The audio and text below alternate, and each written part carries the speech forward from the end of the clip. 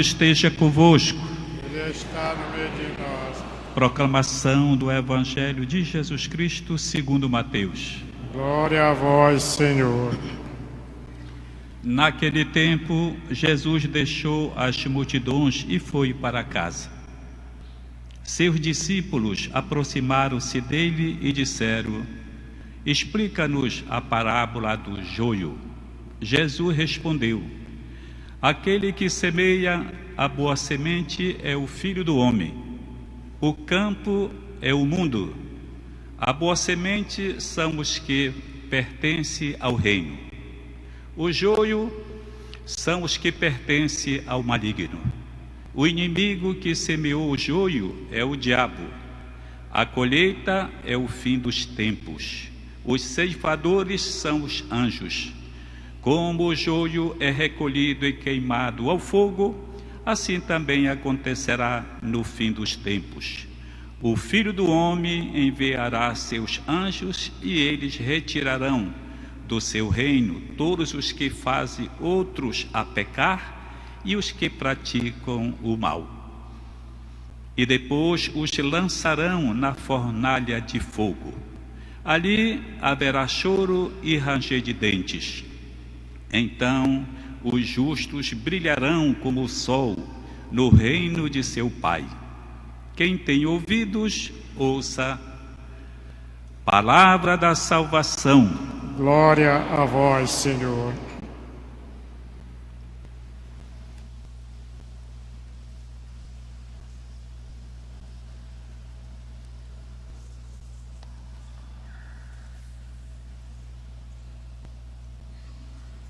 Queridos irmãos e irmãs, a palavra de Deus é sempre nova para nós, porque ela sempre nos faz refletir a respeito da nossa vida e nos faz buscar uma vida nova diante de Deus. A palavra de Deus é sempre nova porque nos convida a renovarmos a nossa vida. E cada vez que nós a ouvimos, ela tem uma mensagem para a nossa vida pessoal, também para a nossa vida comunitária.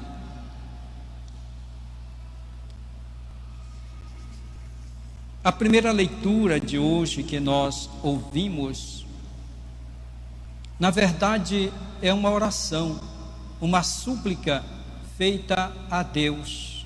Pelo profeta Jeremias, faz esta súplica em nome do povo. O povo que pecou gravemente contra Deus, que não foi fiel à aliança, que não guardou os mandamentos e agora sofre as consequências da sua infidelidade. Reconhece que não andou pelo caminho justo, que não obedeceu os mandamentos, mas confia na bondade, confia, suplica, invoca a misericórdia de Deus. Não existe outro Deus que possa salvar, não existe um Deus que tem tanto poder como é o Deus que fez uma aliança, um Deus que o tirou da terra da escravidão.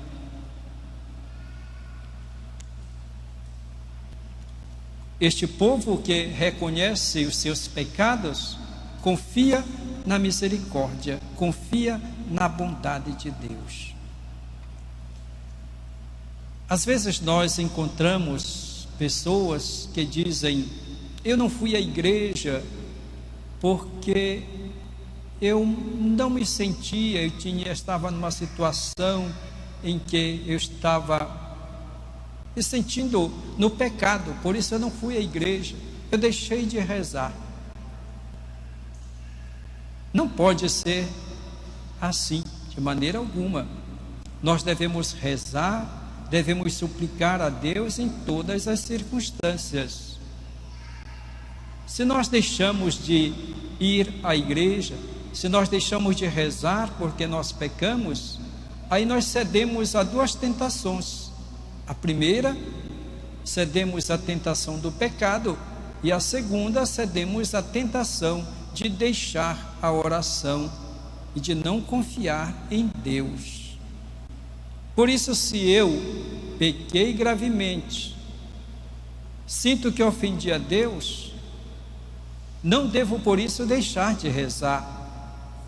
Eu vou à igreja ou até mesmo na minha casa, eu vou suplicar a Deus, pedir perdão a Deus pelos meus pecados. A minha oração será de súplica, de perdão. Nós temos no Antigo Testamento uma das mais belas súplicas, que é o Salmo 50, é o Salmo de Davi. E Davi fez aquela oração tão bonita e tão ardente, depois dele ter pecado gravemente, ofendido a Deus gravemente, depois de ter sido infiel a Deus, a sua vocação. Portanto, nós devemos suplicar a Deus, a nossa oração deve ser justamente de pedido de perdão a Deus, mas não deixemos de lado a oração em nenhuma circunstância. A oração é justamente esse diálogo com Deus a partir daquilo que nós estamos sentindo. Se nós estamos felizes, vamos louvar, agradecer a Deus. Se nós estamos doentes, vamos pedir a saúde. E se nós pecamos, vamos então pedir perdão a Deus, mas nunca deixar de rezar.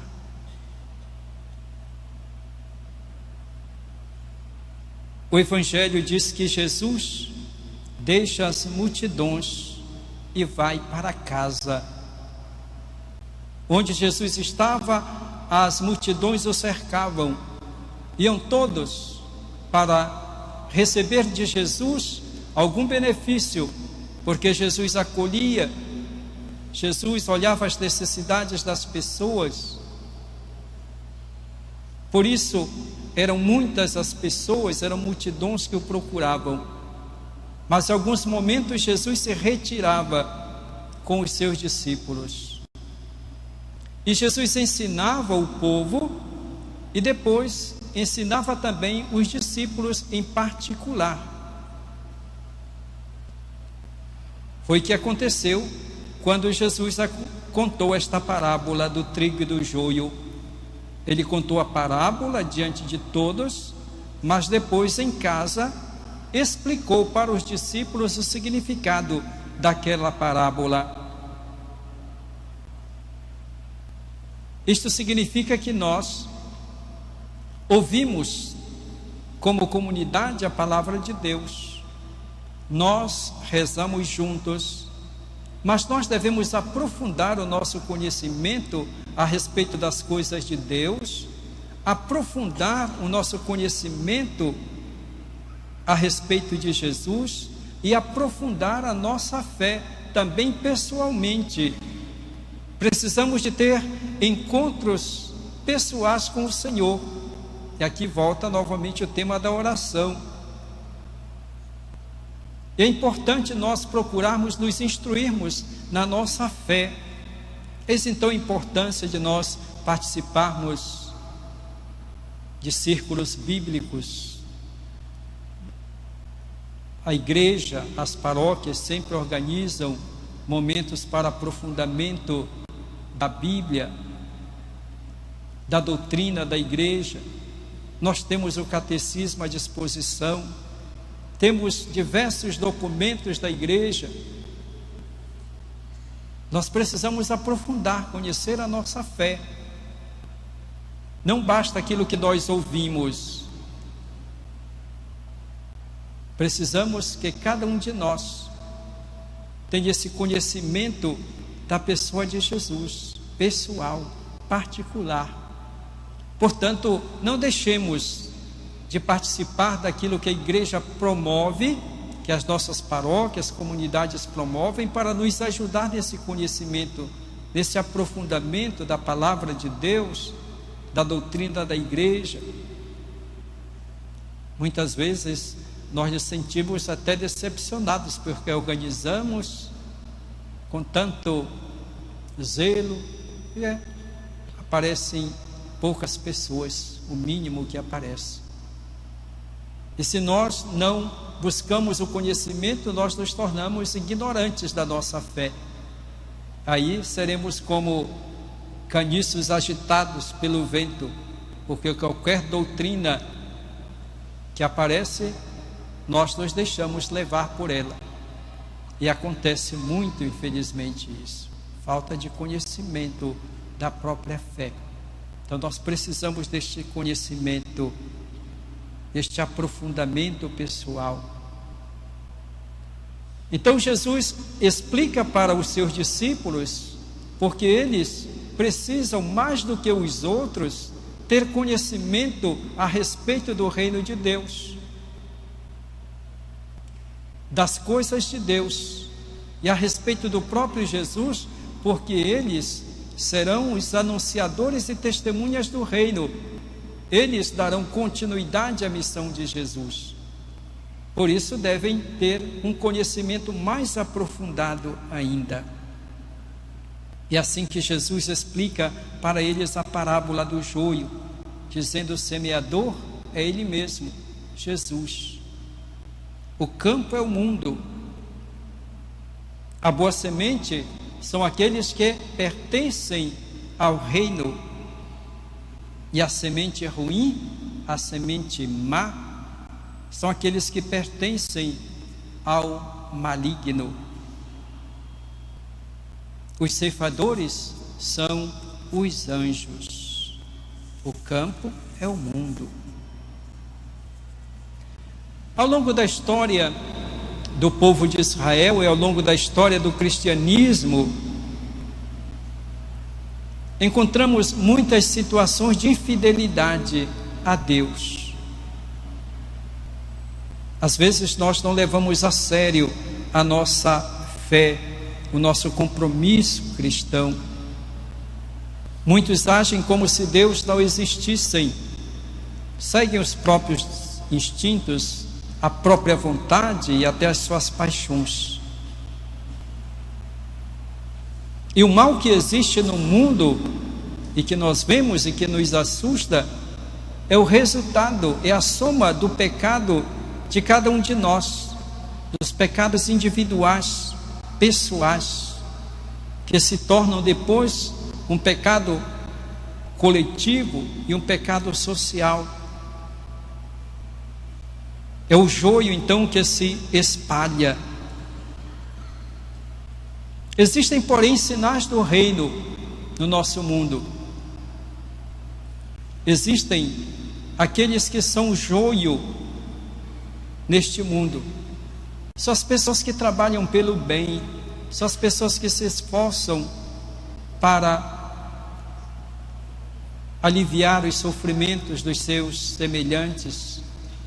São aquelas pessoas que se comprometem a anunciar, levar a palavra de Deus aos irmãos.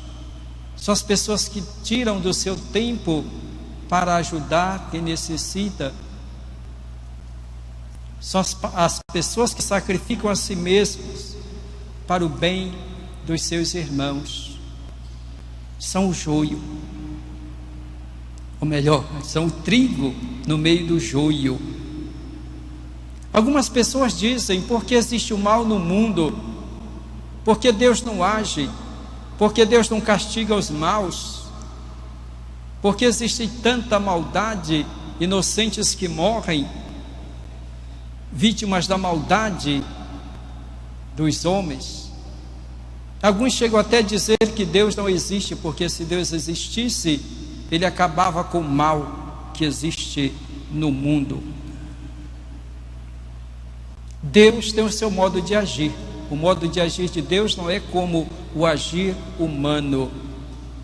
Deus usa de paciência para com todos. Como é que nós, humanos, vamos dividir o joio do trigo, os bons dos maus? Que critério nós iremos usar? Nós não conhecemos o coração das pessoas, só Deus conhece. E se nós fôssemos aplicar a justiça castigando os maus, poderíamos cometer grandes injustiças, como às vezes acontece. Portanto, a justiça verdadeira só Deus pode fazê-lo. E cada um de nós somos ao mesmo tempo trigo e joio, porque nós temos virtudes e temos pecados.